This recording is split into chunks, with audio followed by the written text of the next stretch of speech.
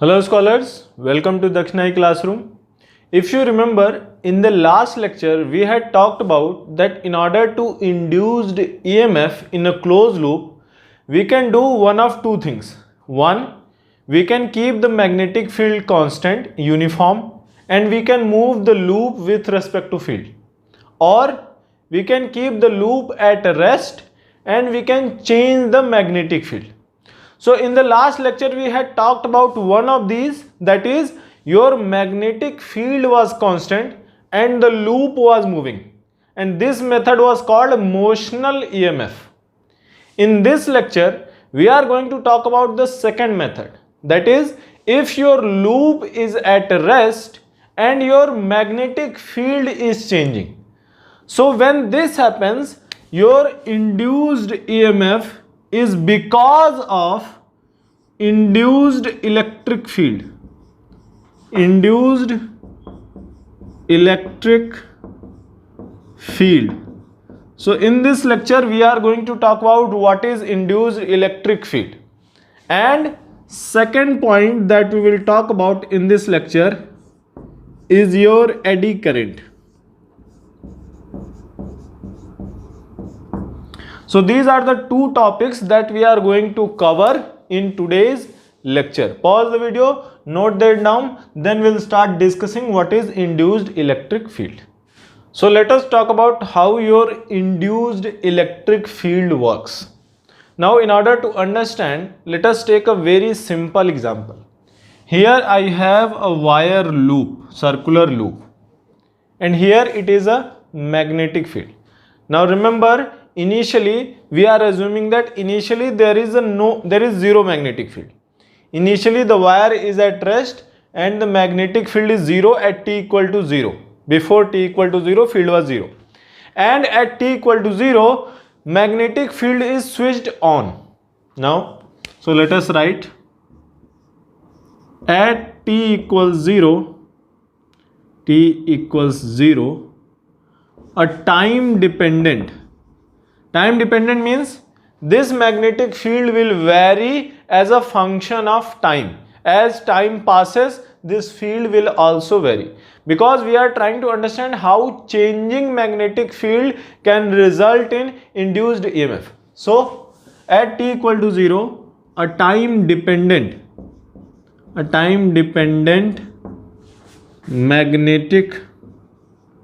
magnetic field is switched on, meaning before t equal to 0 field was 0, and at t equal to 0 a time dependent field is switched on, meaning B will be a function of t, meaning B can be t square, t cube, sine omega t, cos omega t, tan t, e to the power minus t, anything, as long as that is a dependent on t. Now what I can see here is, before the field was switched on, this loop was at rest, and since this loop was at rest, the average velocity of all the free electrons may be considered at 0.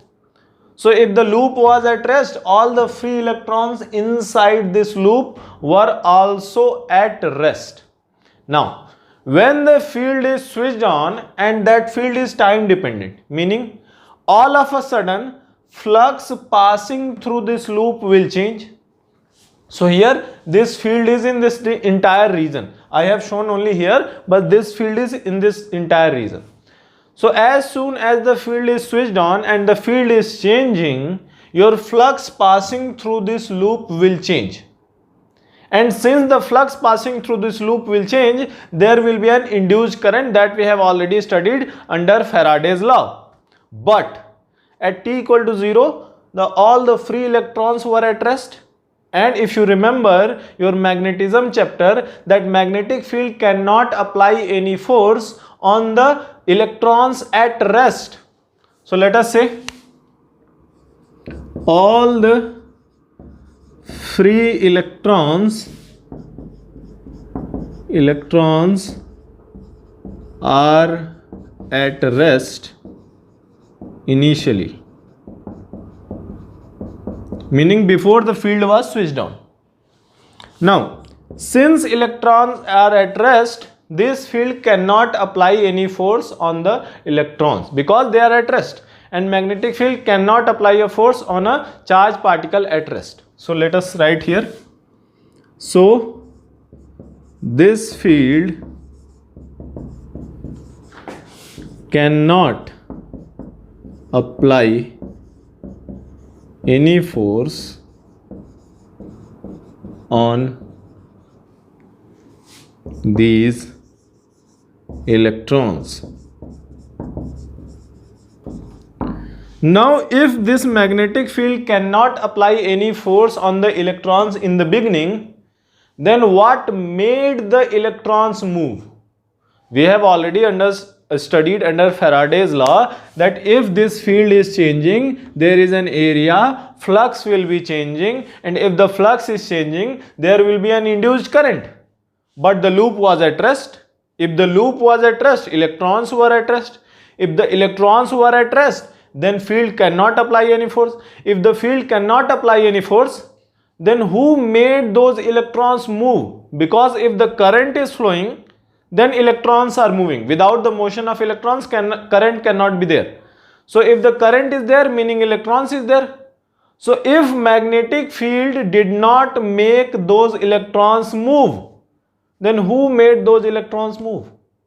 So only the other field which can apply any force on these electrons which were initially at rest.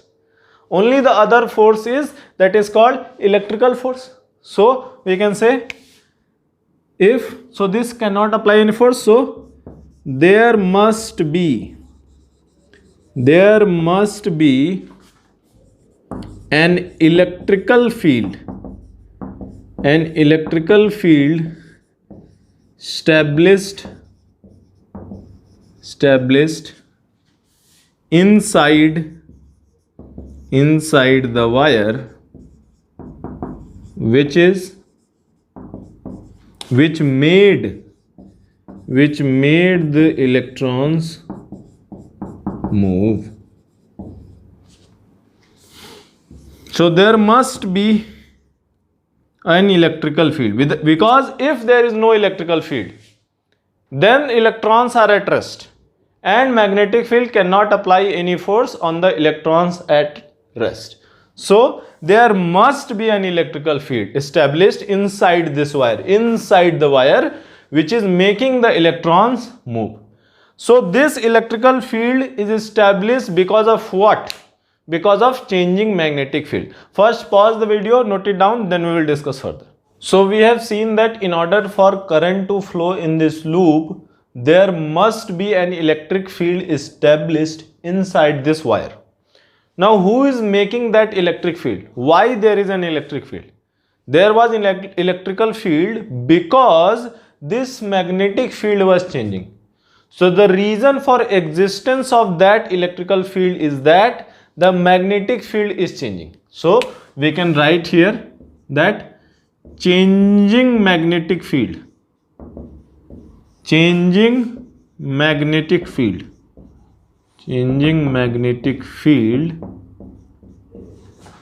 generates this electric field. So since the reason for existence of this electric field is changing magnetic field, if the magnetic field is changing, this electric field will be there. So because of the changing magnetic field, this electric field exists. That is why it is called induced electric field. This is called induced electric field. So the only reason this electric field exists because there is a changing magnetic field. If there is no changing magnetic field, that electric field will not exist. So like that. Now there are certain properties of this induced electric field. This induced electric field is very different from your electrostatics electric field. In case of electrostatics electric field, you have seen or you have studied that it is generated from positive charge and it ends at negative charge. But in case of induced electric field, there is no end point, there is no your origin point. So let us write this induced electric field is different from electrostatic electric field. This you have already studied. You already know what is the electrostatic electric field and what are its properties. So that electric field and this induced electric field are two different things. So how they are different? Number one difference, that for electrostatic electric field there is an origin point, there is an end point. But in case of induced electric field, there are no origin, no end points. Induced electric field may form a closed loop. So there are no origin or end points for induced electric field. So it can form a closed loop. In case of electrostatic field, there are no closed loops. It is not a closed curve. In case of induced electric field, there is a closed curve. Now, what is the second difference? If you remember, in case of electrostatic electric field, that is a conservative field. Conservative field means that work done, meaning if you move in a closed curve, meaning if you start from one point and by going around the field and you come back to the original point, meaning start and end point is same, then work done will be zero. That is the conservative force. But in case of induced electric field, it is a non-conservative field. Electrostatic electric field is a conservative field. In case of induced electric field, it is a non-conservative field. I am telling you so because sometimes they just may ask that tell us some properties of induced electric field or tell us the difference of induced electric field. So that way. So induced electric field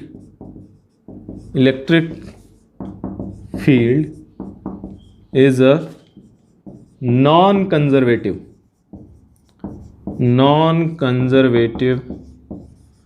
field. In case of electrostatic electric field, that is a conservative field. Pause the video, note it down, then we will discuss further. Now let us try to understand that how this induced electric field generates induced EMF in a closed loop. Now here this is my loop and there is a changing magnetic field. Without changing magnetic field, there can be no induced electric field. Now what will happen that induced electric field will always be tangential to this closed loop like this. At any point, if you want to know the direction of induced electric field, it will be tangent to that loop. Now, if the field is tangent, let us assume that there is a charge particle Q. There is a particle with a charge Q. Generally, it is an electron, but we are assuming a general charge Q inside this wire. So, that charge particle is moving because of this field, induced electric field. So, what would be the force? So, we can write force on charge Q due to this induced electric field. What would be that force? That force may be written as simply force will be equal to charge times, let us say, field is E, like that. And if that is the force, let us say that here, let us say that that charge particle is moved for a short distance dl along the circumference of this loop because of this force. So since there is a particle, there is a force, there is a displacement, so there will be some work done because of this force. So let us write work done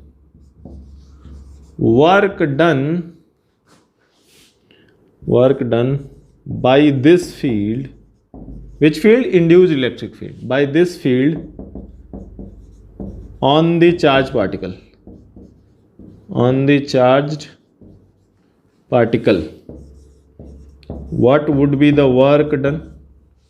Work done is nothing but force dot displacement. So that displacement is dl. So work done may be written as F dot dl, and that would be nothing but Q times E dot dl, like this. That is your work done.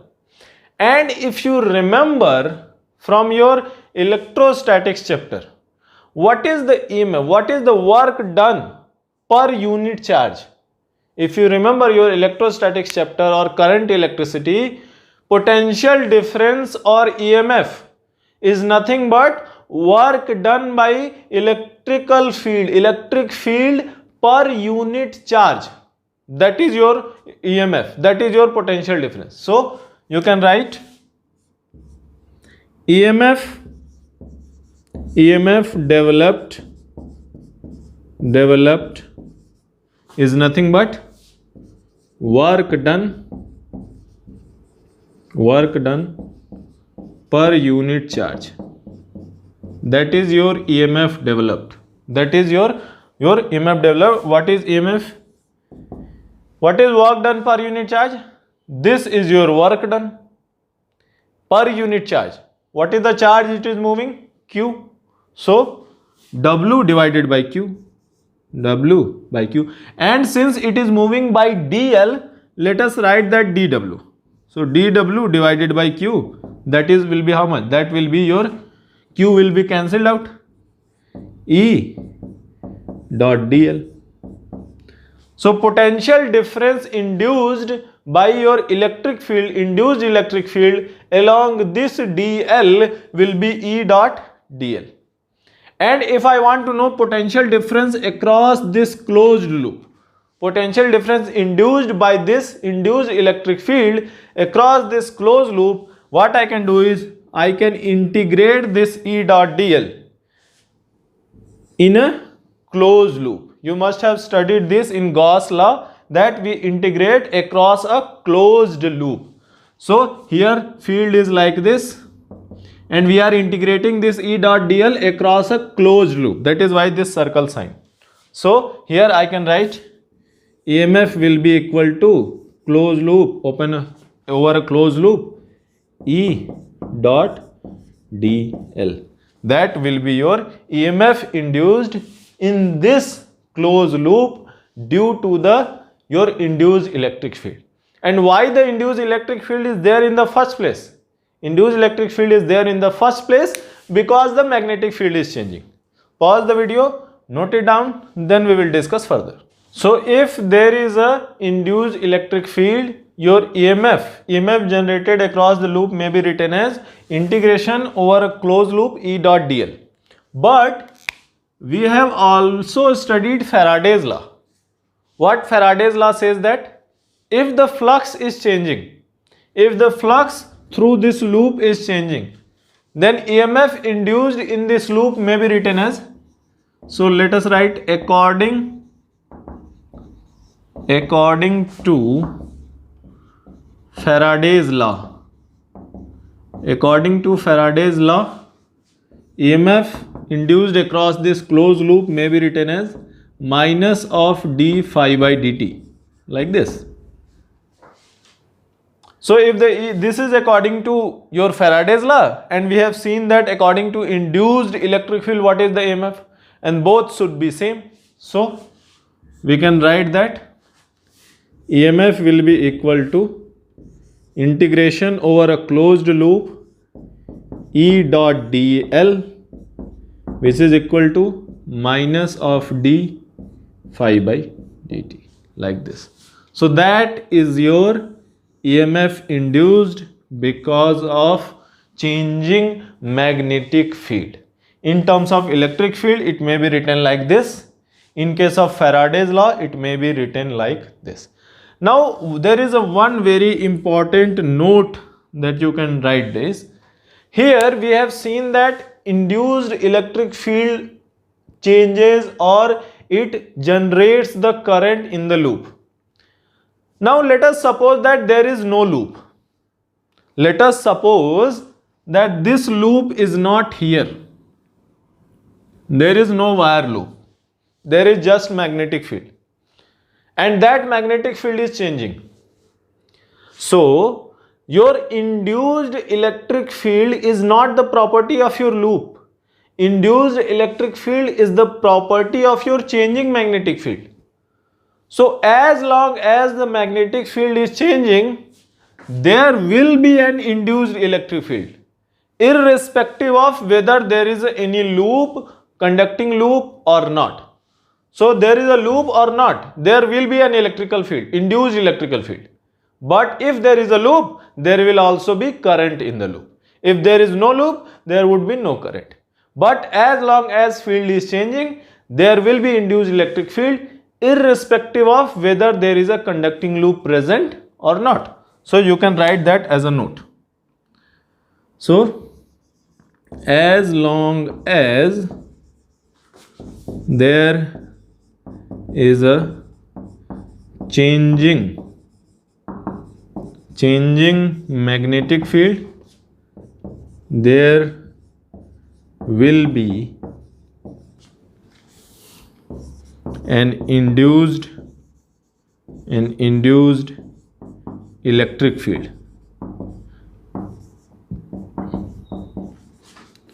Irrespective of the presence of conducting loop.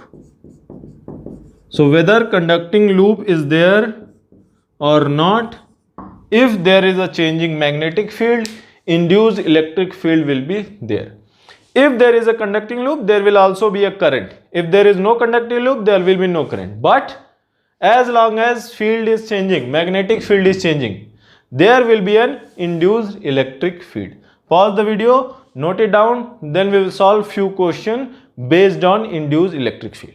Now let us try to solve a question based on induced electrical field. Now what is the question? A uniform field B, a uniform magnetic field B exists in a cylindrical region. Now this is a cylindrical region, this bigger one. And there is a, meaning cylinder is like this inside, and there is a uniform field in this entire cylindrical region. Now this B changes at a rate of dB by dt, meaning this is uniform field, but it is not constant, it is changing with time. What is the rate of change? dB by dt. Consider a circle of radius r coaxial with a cylindrical region. So there is a circle of radius r and that is coaxial, meaning axis of this circle and this cylindrical region is same. Find the magnitude of induced electrical field at a point on the circumference of this circle. Meaning, let us say that at this point I want to find what is the magnitude of electric field. Remember, they are asking only the magnitude. Now we have seen that we can combine induced electrical field concept with Faraday's law. So according to induced electrical field concept, EMF produced across this line, this circle, closed loop, may be written as what? Integrating E dot dl, like this. And according to Faraday's law, this same thing may be written as minus of d phi by dt, like this, that we have already studied. Now let us try to solve this. Let us assume that E is same here, because this is the axis and the radius every point on this circle is equidistant from the axis. So we are assuming that electrical field at every point on this circumference of this circle will be same. And this dl, if I integrate across this closed loop, then it will be what? It will be circumference of the circle, like this. Let us suppose this is dl, and I integrate this across the closed loop, that will be circumference. So this E dot dl may be written as E times dl is 2 pi r, which is circumference. Remember, we are talking about just the magnitude, so there is no need for plus, minus or anything. Now this will be equal to, remove the minus, just the magnitude, d phi by dt. Now phi is nothing but field times area. Now area of this loop is constant, this circular loop. What is the area?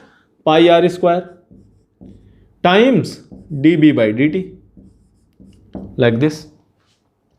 Now pi cancel, r cancel.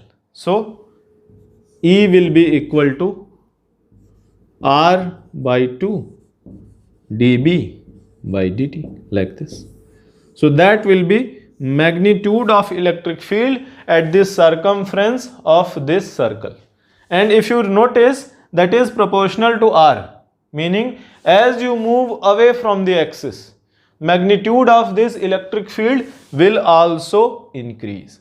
So that's how you can solve question based on induced electric field. Pause the video, note it down, then we will solve one more question based on induced electric field. So let us try to solve one more question based on the concept of induced electric field. Now, here the question is given. Current in an ideal long solenoid is varied at 10 to the power minus 2 ampere per second. So here it is an ideal long solenoid. I have shown only this much, but it is an ideal long solenoid.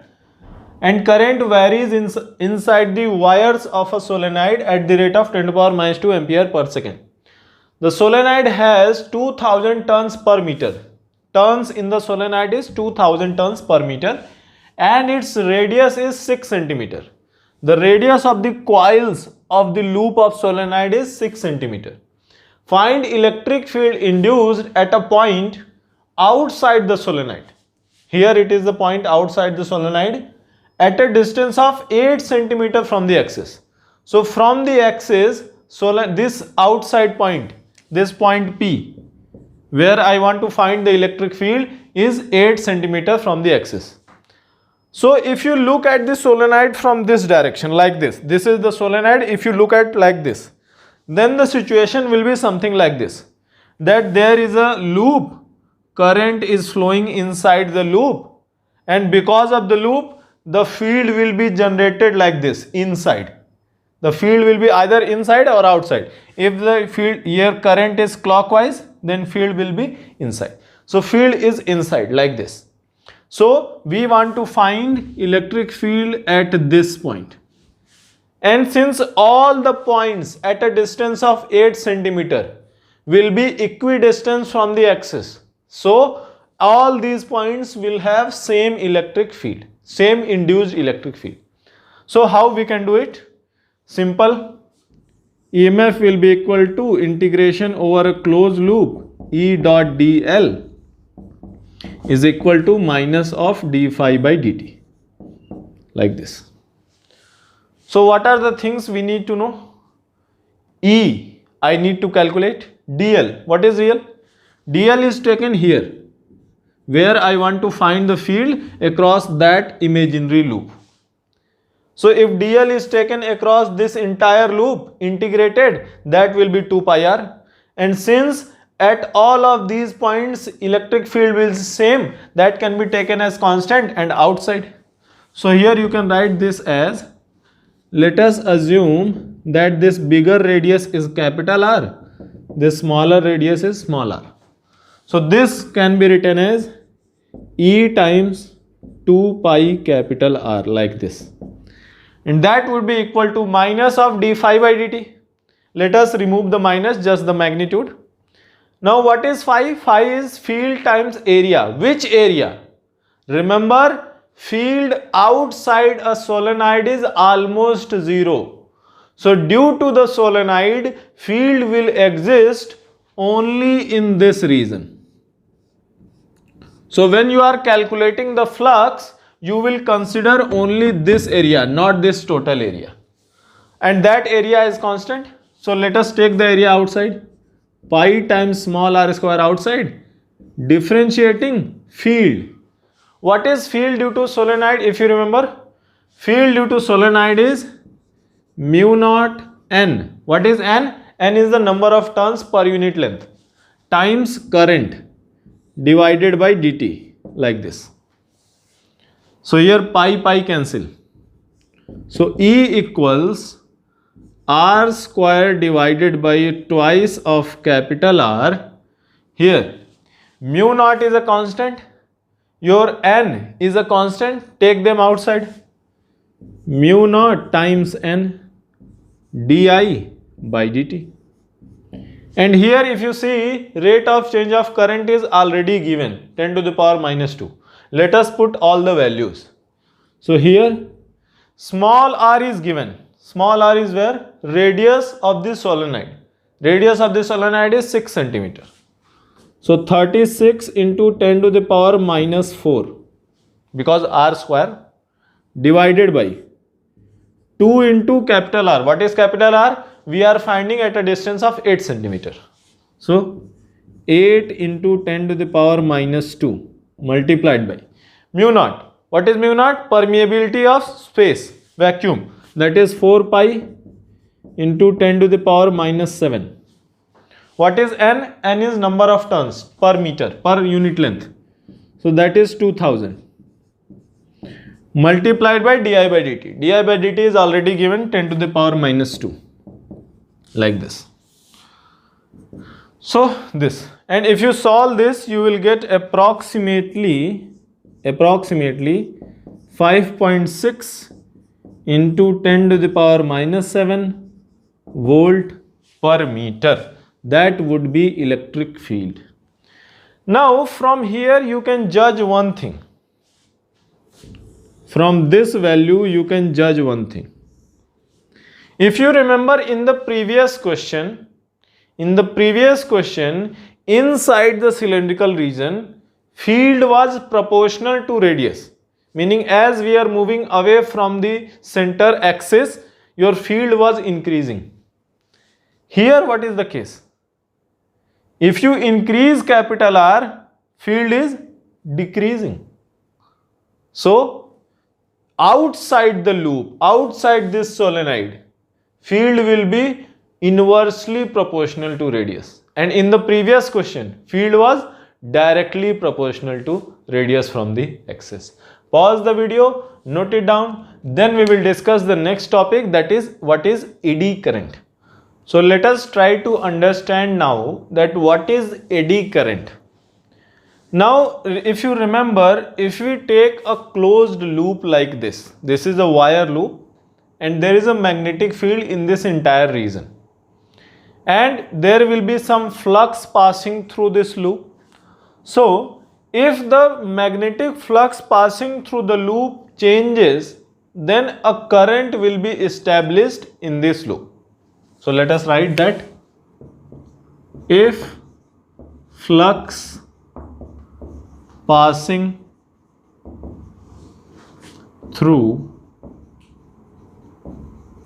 this wire loop, this loop is made up of wire loop changes,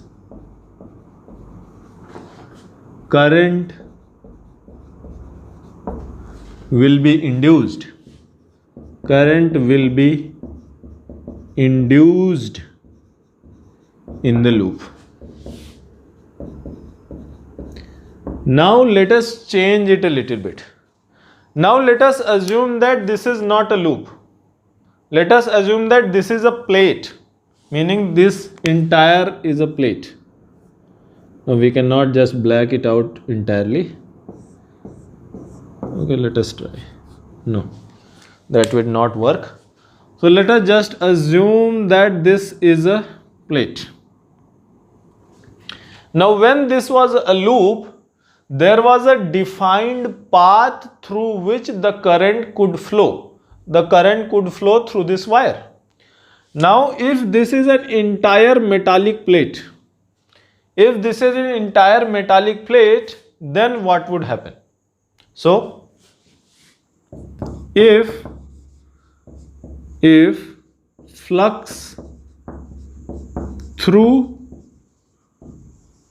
a metallic plate changes, through a metallic plate, if flux through a metallic plate changes, then also there should be an induced current, because flux is changing. Because of the flux change, there should be an induced current. Then also there should be an induced current.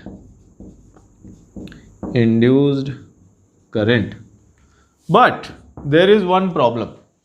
When this was a wire loop, the current was flowing through the wire. There was a definite path for current to flow. But here, this is an entire plate. And when this is an entire plate, there is no path for the current to flow. Which direction current will flow? Where is the path? There is no path. So what will happen? So the metallic plate, there are some impurities somewhere or something. So what will happen is, the plate, in the material of the plate, automatically the current pathways will be formed. So even though there is no pathway defined by you, because of the changing flux, automatically current pathways will be formed on the surface of this plate. So let us write automatically current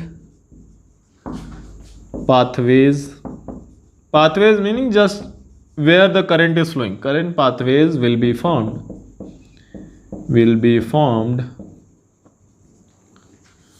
at the surface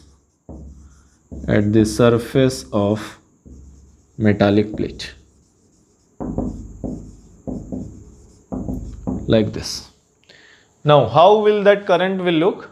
So here the current will be like this, let us say, or let us say like this, or like this. So everywhere current pathways will be formed, everywhere. So everywhere a current pathways will be formed when there is no clearly defined path.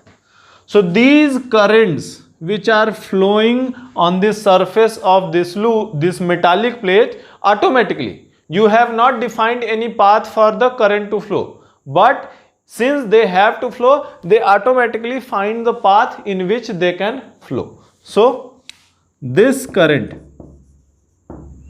which is automatically finding its path to flow because there is a changing flux. So this current is called eddy current. This current is called eddy current. Why it is called eddy current? Because eddy word is, you must have seen what you call in Hindi bhavar, or in English whirlpool, that there is a water is going down in a circle down a drain. So that is your whirlpool. So that is also called eddy. So here currents are moving in circular paths like an eddy. So that is why it is called eddy current. Pause the video, note it down. Then we will try to discuss what can be the uses of your eddy current and how you can reduce the eddy current. Now let us discuss a very interesting effect that is called electromagnetic damping that occurs because of the eddy current. Now what is the electromagnetic damping? Let us try to understand. Now let us see that this is a circular region, and this circular region there is a uniform magnetic field inside this whiteboard. And here I have a physical pendulum. This pendulum can rotate in this plane like this. And this pendulum is made up of metallic material. So this pendulum has a lot of free electrons. Now if there was no magnetic field, then ideally what should happen? If you keep the pendulum like this and release it, ideally it should keep on oscillating like this. Now, if there is a magnetic field, then what would happen? See here. As this pendulum starts entering this magnetic field area, then what is happening? Flux passing through this pendulum, metal of this pendulum is increasing. So in this area, in this metallic area, flux is increasing. So flux is changing. If the flux is changing, what should happen? If the flux is changing, there should be some induced current. So there will be an induced current. What would be the direction of that induced current? Remember Lenz's law. Flux going field inside is increasing. So induced current should produce field outside. So induced current should be your anti-clockwise. So there will be induced currents in this area. So as the flux increases, induced eddy currents also increases. So in this case we will say there will be an induced eddy current in the metal of my pendulum. So let us write induced eddy current. Eddy current is always induced. Eddy current will produce on the surface of metallic pendulum. Now what is the effect of this induced current? Now if there is a current, there is a motion of electron. If there is a motion of electron, there is heat generated. So what I can say? Due to eddy current, heat will be generated in metal.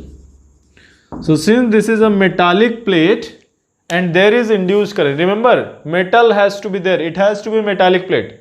If you take a wooden plate, there will be no induced current. Why? Because in the wooden plate there are no free electrons, so there can be no eddy current. So due to the eddy current, heat will be generated in the metal. Now what is the effect of that? From where that heat energy is coming from? See here. When you stretch, when you displace this metallic plate, physical pendulum, what you did is you increase its potential energy. And when you released it, potential energy started converting into kinetic energy. But when it is crossing through this field, what is happening? That energy is getting lost in terms of or in the form of heat. So what is actually happening? If there was no field, potential energy converted into kinetic, converted into potential, again kinetic, again potential, that will keep on happening.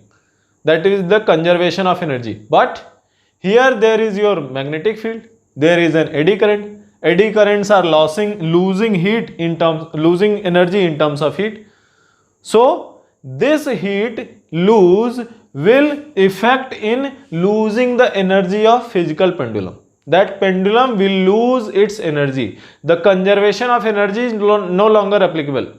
Potential energy plus kinetic energy is no longer conserved because some energy is lost in form of heat. So what will happen? So some of the energy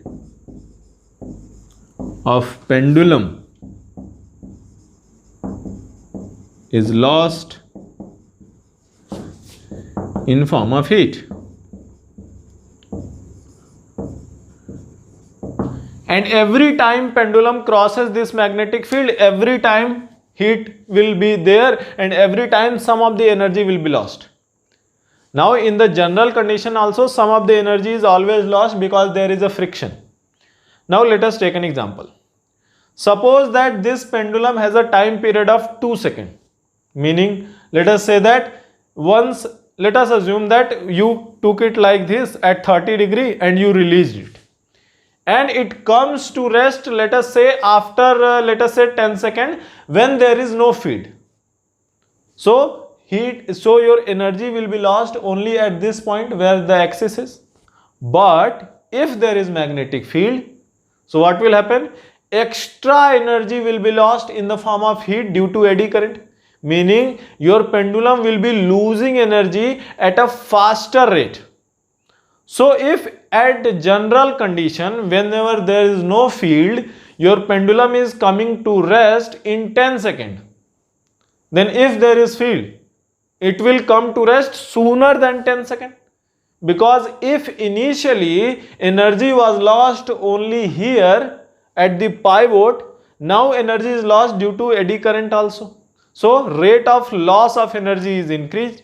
So your pendulum will come to rest sooner than before, meaning there is a damping, meaning this eddy current is making your pendulum come to rest earlier than before, meaning this eddy current is forcing your pendulum to lose energy and come to rest. That is why it is called electromagnetic damping. Okay, so this is called electromagnetic damping. So what it is doing is, it is converting kinetic energy of your pendulum, kinetic energy and potential energy, which is changing continuously. So it is converting kinetic and potential energy of your pendulum in which form? In the heat energy. So that is how your electromagnetic damping works. Pause the video, note it down, then we will discuss how we can use this damping or the conversion of energy into heat to our benefit. Now let us try to understand how electromagnetic damping is used. So one is very good example, that is electromagnetic brakes. This technology is generally used in high speed trains. Now let us try to understand how it works. So in case of trains, suppose that this is a metallic wheel and that metallic wheel is rotating at an angular speed omega. Now when the driver wants to apply the brake, what he does is, he switches on a magnetic field across the wheels. So that is your wheel and there is a magnetic field across the perpendicular to the wheel. Now the trick is that magnetic field is not constant. That magnetic field is your variable with time.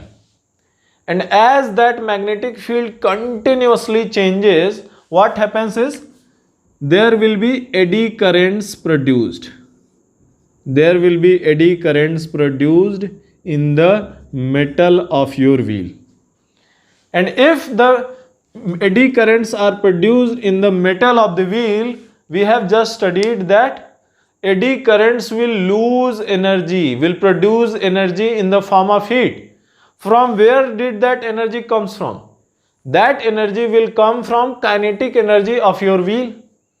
So because of this, what happens is, kinetic energy of the wheel is getting converted into heat energy due to eddy currents. So you can write kinetic energy of wheel gets converted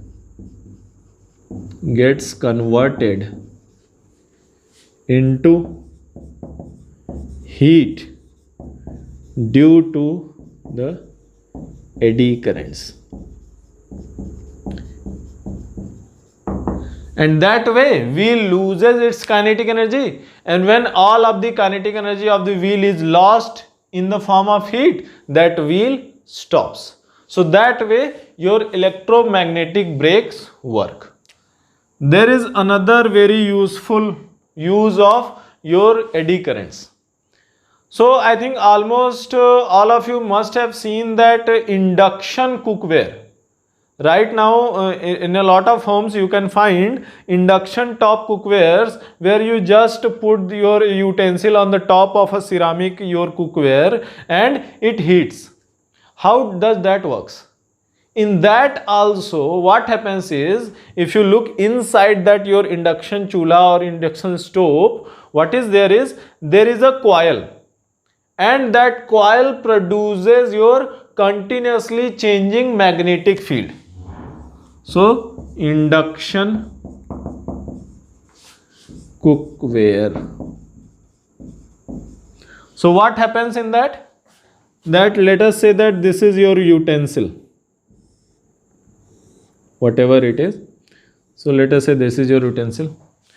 So what happens is, there will be a coil here.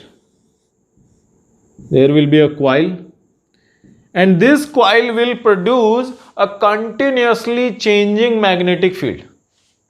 And because of that continuous changing magnetic field, at the bottom plate of your utensil, your cooker, your frying pan or anything, so at the bottom plate of your cooker, frying pan or any utensil you have, what will happen? A lot of eddy currents will be formed like this.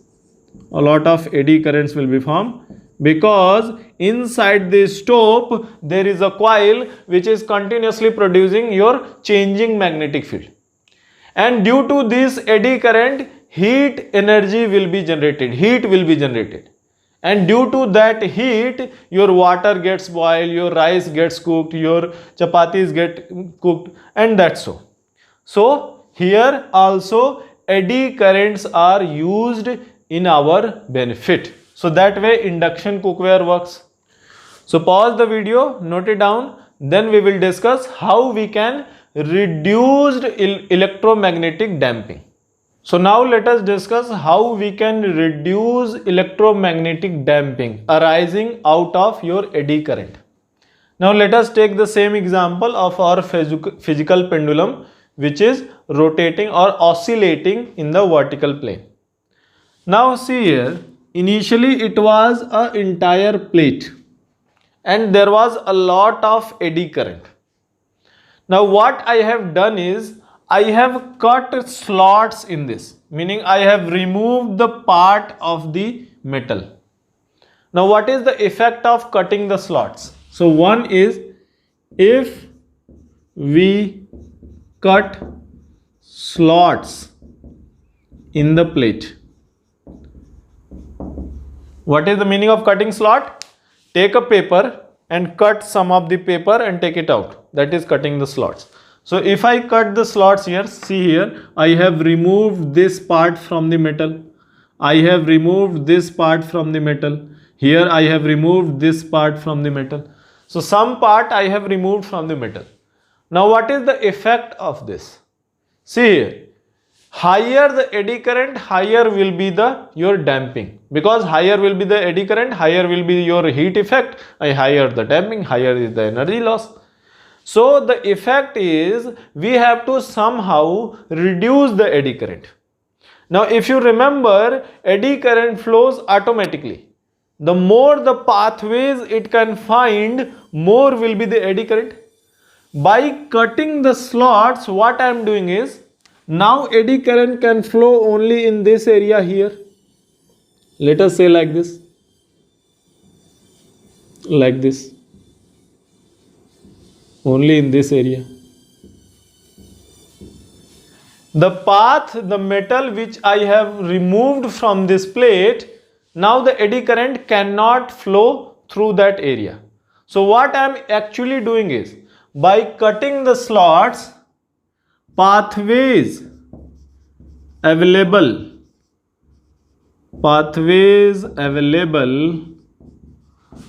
for eddy current to flow,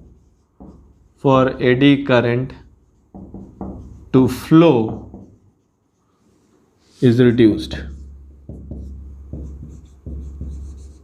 Meaning, the effect of cutting out some of the metal is that there is a less amount of eddy current flowing than before. So there will be